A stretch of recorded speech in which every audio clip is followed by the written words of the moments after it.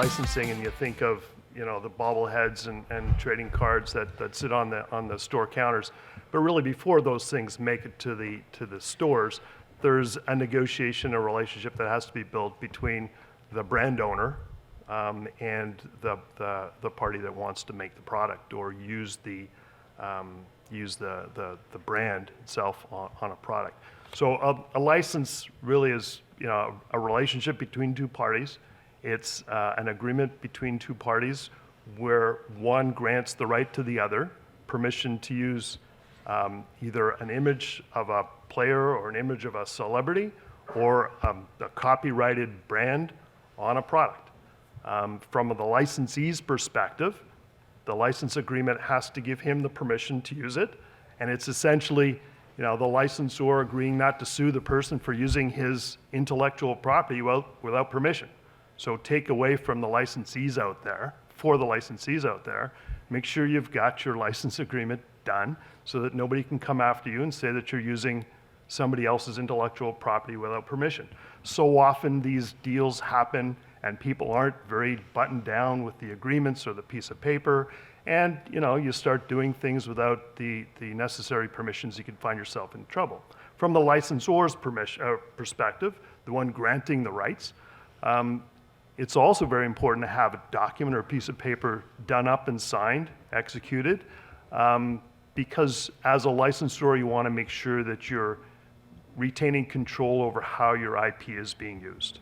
If you let people use your intellectual property without certain controls and approval rights over how things are being used, you could over time lose the right to prevent people from using it, which is disastrous. So the license itself is a permission granted to third parties to use your brand, your intellectual property for certain permitted uses. As long as those things are followed, everything works out well. The license itself will have a number of different provisions in it that are key.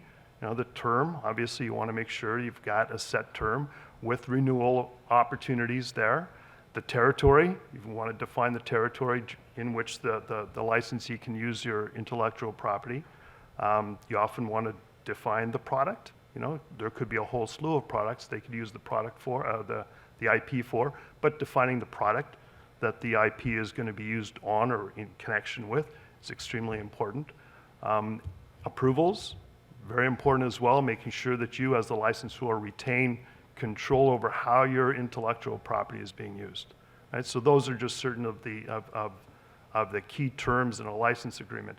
Now from our perspective, I think up here where we're licensing team marks and league marks and players' names and images to the public or to third parties to manufacture products for the public. You've got a trademark and copyright on one side, and you've got personality rights on the other side. Personality rights being names, image, and likenesses of individuals. That's what we do as a players' associations. The leagues and the teams will license the trademarks or the copyright in the image. Trademark licensing and copyright licensing seem to be confusing at times which one is which, but they're often lumped together. But trademark licensing is really the licensing of a brand that you can use to identify the source of the goods. So that's like Broyhill, it's a furniture manufacturer. You want to go into a store and look for the trademark on that piece of furniture, and if it's Broyhill, it tells you that that's a good supplier of goods. They're not using the Broyhill mark on a product like they are a Nike or a Toronto Maple Leafs t-shirt or an NBA t-shirt or NFL t-shirt. The latter group of licensing in my view is a copyright license.